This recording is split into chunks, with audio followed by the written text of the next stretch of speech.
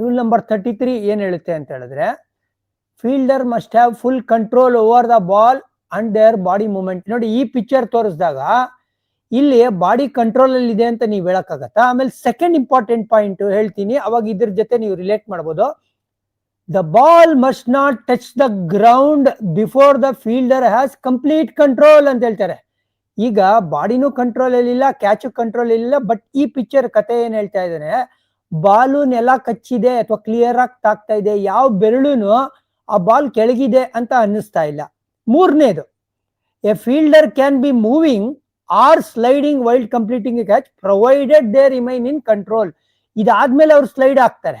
ನಿಮಗ್ ಜ್ಞಾಪಕ ಇದ್ರೆ ಆಶಸ್ ಸೀರೀಸ್ ಅಲ್ಲಿ ನಮ್ಮ ಮಿಚ್ ಸ್ಟಾಕ್ ಅವರು ಒಂದು ಕ್ಯಾಚ್ ನ ಹಿಡಿತಾರೆ.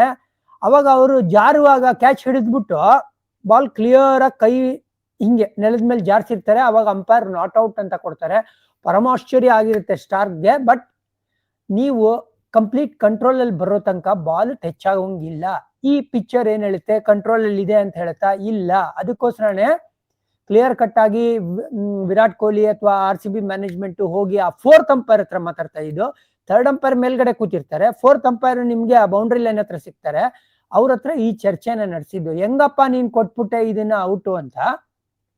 ಸೊ ಇದು ಒಂದು ಕಾಂಟ್ರವರ್ಷಿಯಲ್ ಡಿಸಿಷನ್. ಯಾಕಂತ ಹೇಳಿದ್ರೆ, by for the best batter RCB ಪರವಾಗಿ ಈ ಸೀಸನ್ ಅಲ್ಲಿ, ಅದ್ರಲ್ಲೂ ಮಿಡ್ಲ್ ಆರ್ಡರ್ ಅಲ್ಲಿ ಯಾರು ಇದ್ದಿದ್ದು ಅಂದ್ರೆ ಅದು ರಜತ್ ಪಟಿದಾರ್. ಈ ಪರ್ಟಿಕ್ಯುಲರ್ ಕ್ಯಾಚು ಇನ್ಸಿಡೆಂಟ್ ಆಗಿದ್ದು ರಜತ್ ಪಟಿದಾರ್ ಅವ್ರದ್ದು.